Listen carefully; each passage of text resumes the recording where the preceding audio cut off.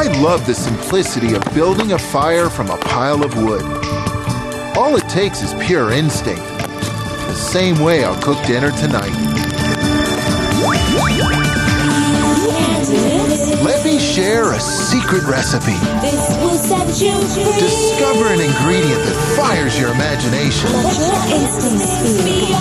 Choose other flavors to match. Pantry. Find the best way to cook. Simple is best. My secret recipe? Cooking without a recipe. And you can do it too. You can do it too. My buddy Craig's coming over for dinner tonight. We cooked together for years, and now he owns his own restaurant. We used to spend hours together in the kitchen trying to outdo each other and dazzle our guests. I still like to show off in the kitchen, but let's just say I've grown up a bit. Now I'm into simplicity, not the wildly complex restaurant dishes I used to do. Man, I was intense back then. Of course, I still cook without recipes, but now I'm into sharing food with my family and friends like Craig.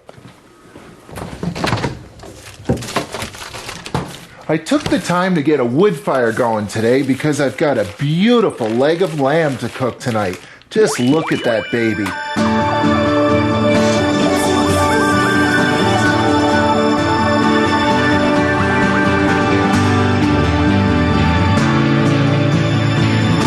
About 90 different ways that I could cook this, but my favorite way to cook a leg of lamb is over an open fire. I just love the smoky flavor that it gets. The high searing heat just makes it taste so good. And now I'll open this up a bit. I want to thin it out a bit. I need to pull that net right off of there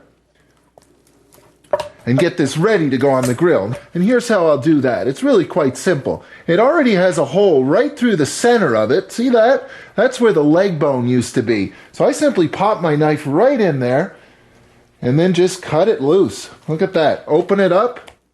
And the point, of course, is this. It's a much more even thickness now. It's not going to overcook on the high heat of that grill. Of course, I have lots of opportunity to add some flavor. I think I'll whip up a marinade. Lamb is so strongly flavored that it's an ideal candidate for marinating. And in fact, lamb is a global flavor. You can find it all over the world. Hey, I could add some Thai curry paste to it, give it a little Thai flair, or even some chipotle peppers, a little southwestern flair. But you know, today I'm going to grill that lamb. And that's something that the Greeks are known for in particular, grilled lamb. And of course, they're also known for oregano, a very strongly flavored herb, and a perfect candidate to marinate lamb. This calls for a simple technique. Some olive oil, something acidic, some lemon, gonna need a little grain mustard, gonna need some garlic too. And that should do it.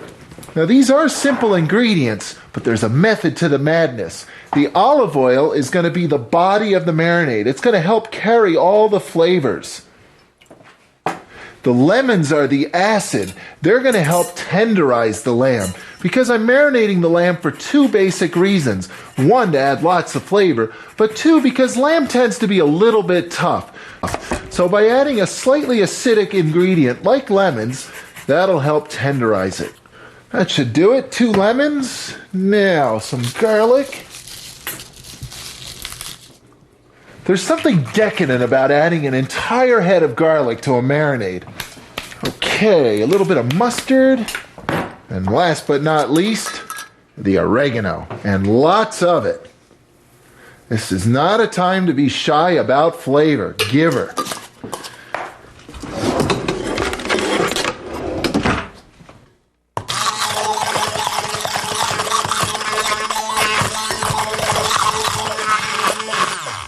And some salt and pepper.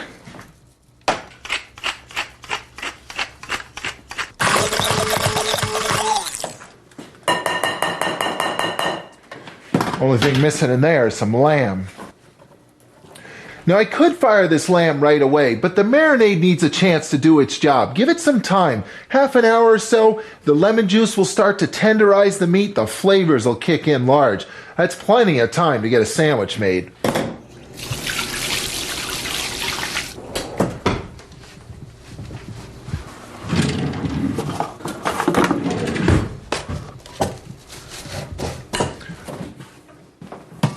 Hey!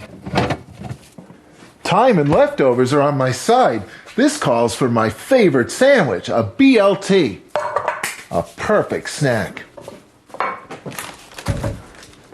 This is actually the kind of thing Craig and I used to make for ourselves when we were cooking together. You know, on one side of the kitchen, we'd be cooking up all this fancy food, foie gras, long simmering risottos, braised lamb shanks, whatever. But when we got hungry on the other side of the kitchen, we'd whip up something simple like a BLT. That's actually kind of cool because today I don't cook that way anymore, but I still make BLTs.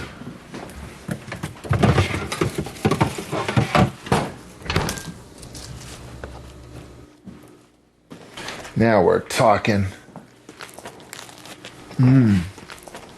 Boy, that's good on Italian bread. Nice and crunchy. So let's see. The lamb is relaxing nicely in the marinade. The fire's burning down. Now what can I make that's nice and simple to go with the lamb?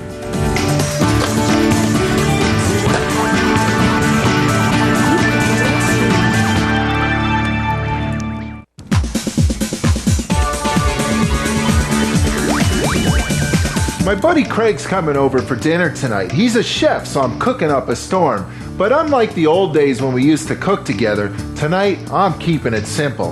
I'm also keeping track in my kitchen journal. Because if I've learned anything over the years, it's that simple is always the best. I'm getting ready to grill a leg of lamb, so I began by opening it up for the grill.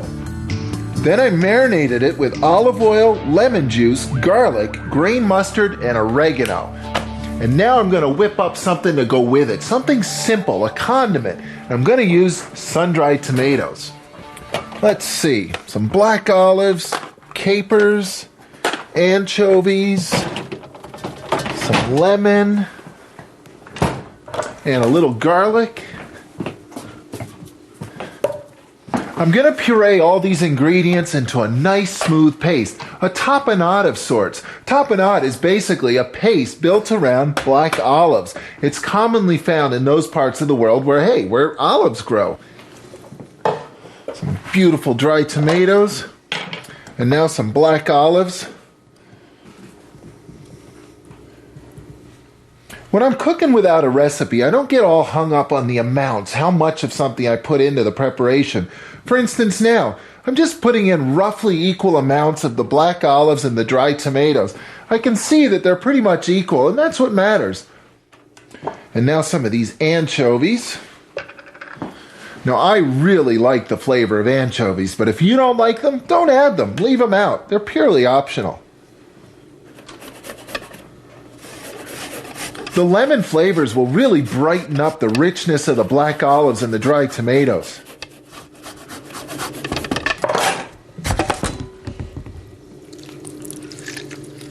Actually, one more thing. A little bit of olive oil. Even though there's black olives in there already, the olive oil will add lots of body. It'll also help the mixed puree a little better. So,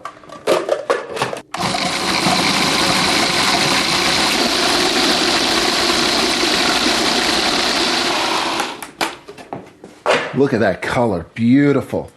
I'm going to put some mint in there too. And of course, I'm going to use fresh mint because fresh mint has way more flavor than dried mint. And you know, the more you get to know your ingredients, the easier they are to work with. Dried herbs, fresh herbs, which one do you choose?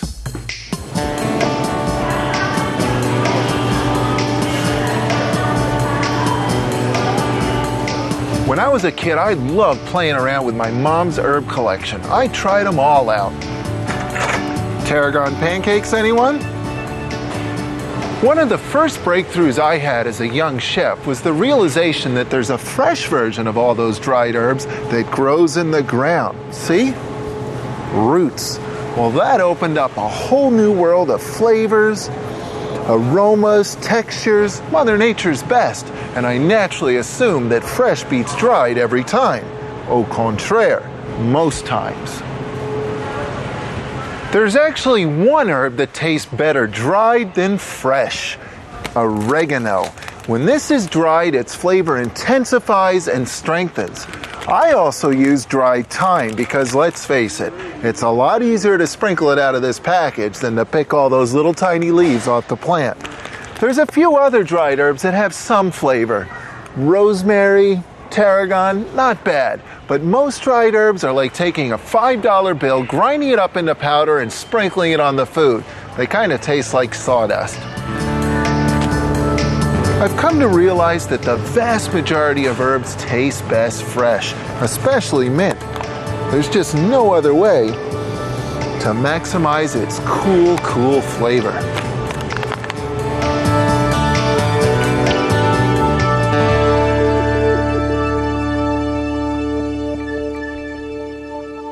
The cooling effect of the mint will really accent the flavors of the dried tomatoes and the black olives quite nicely. My mom would be so proud of me serving mince with lamb. Okay, that should do it. Oh boy. Nice strong mint flavor there. That's really nice. Tomato, black olive. You know what? It doesn't need any salt either because all those black olives are so briny. It can use some pepper though.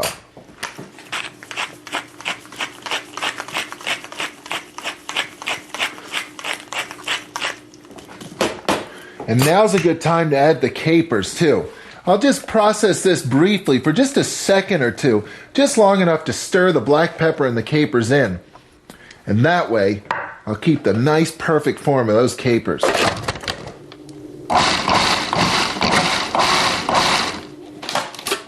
That should do it. Okay, time for some vegetables to go with that lamb.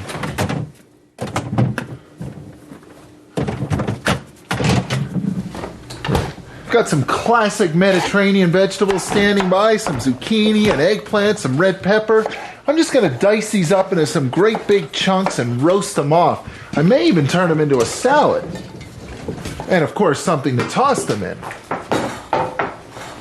Okay, here's the big question. Are they all going to fit in here? Of course, they're going to shrink quite a bit after they start roasting. Wow. That's a finely honed chef's instinct right there. Okay, lots of olive oil, pepper, salt, I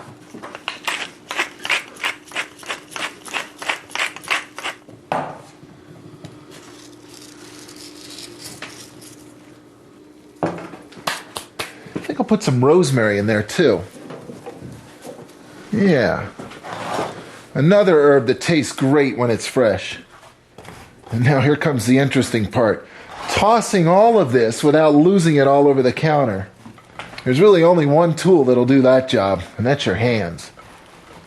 And that should do it right there. I've already preheated my oven to 450 degrees. That's pretty smoking hot. But that's the idea. I want some caramelization, and I want them to cook fast. All right, vegetables in the oven, lamb marinating, a nice condiment to go with the lamb. I think it's time to fire that lamb right onto the grill.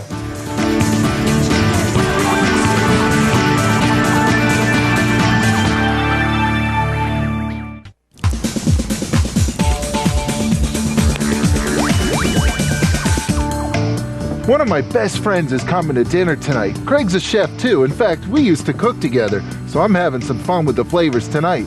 But unlike the old days, now I'm keeping it simple.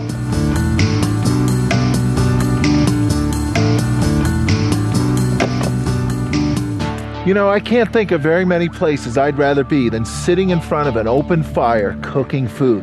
I've been doing this since I was a kid. I absolutely love it. It's so elemental. It's just real. Now this fire is burned down perfectly. It's ready to cook on.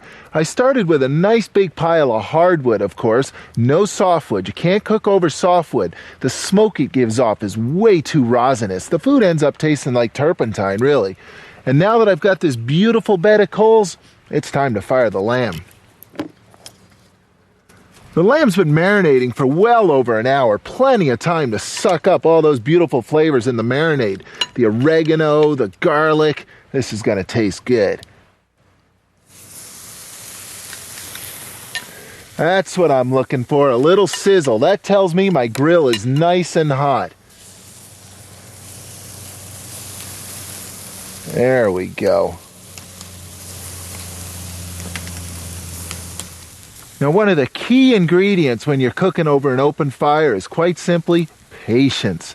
You gotta take it easy, you gotta relax, you gotta wait for the fire to burn down, really, because actually you're not cooking over flame. Flame will burn the food. Instead, you're cooking over a bed of coals. Nice, even, intense heat.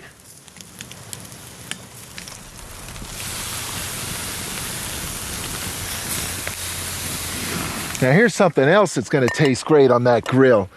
I often make polenta. It's basically corn pudding. And when I make it, I always make more than I need because the leftovers are so versatile. They're really good grilled. Best of all, it's so simple to make.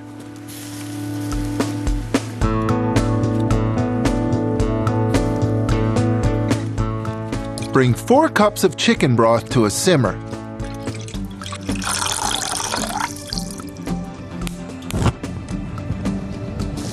Add a few bay leaves for flavor. Then add 1 cup of cornmeal in a slow, steady stream. Stir constantly until the mixture begins to thicken. Then, add 1 cup of frozen corn.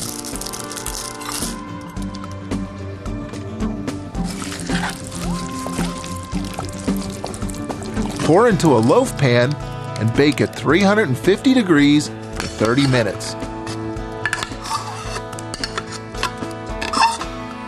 Cool, then cut into thick slices. I always add canned corn to my polenta because it adds another level of corn flavor to it, but it's purely optional. And in fact, you could stir a lot of things into polenta. Chopped up red onions, chopped red peppers, whatever you have. You could stir just about anything into polenta because it sets up so stiff. That's why it's great for grilling. Just look at that flavor. Man, dinner is shaping up nicely today. Perfect golden brown polenta, some nice aromatic lamb. I've got those vegetables roasting inside. It's gonna be a feast tonight, a simple feast. I can't wait to see what my buddy thinks.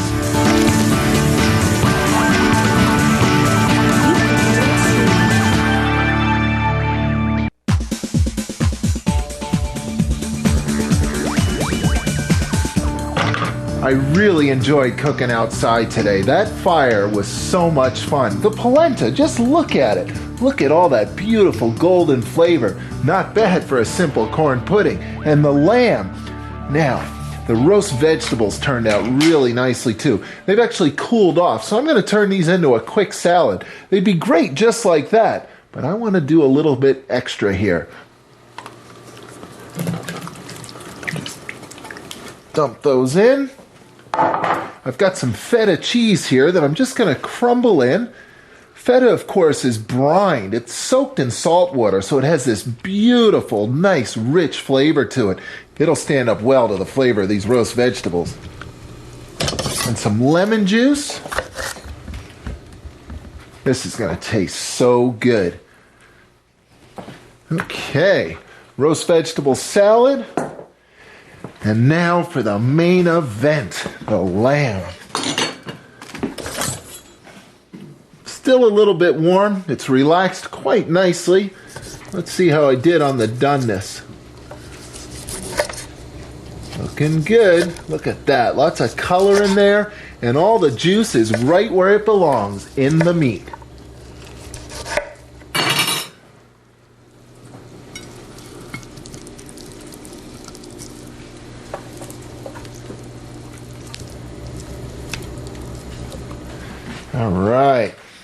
Now, some of that dry tomato black olive tapenade that I made earlier.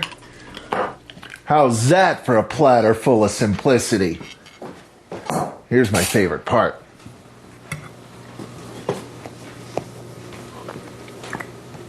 Ooh, nice grill flavor. Perfect with the lamb. And the lemon, wow, that's coming through strong. The oregano's there too. That turned out pretty darn good. You know, I've grown up quite a bit since my buddy Craig and I used to cook together. When we were young cooks, we used to come up with some pretty wacky stuff for people we didn't even know. My goals are different now, though. I've learned that life is best enjoyed, like food, with friends and family. And hey, simple is always best.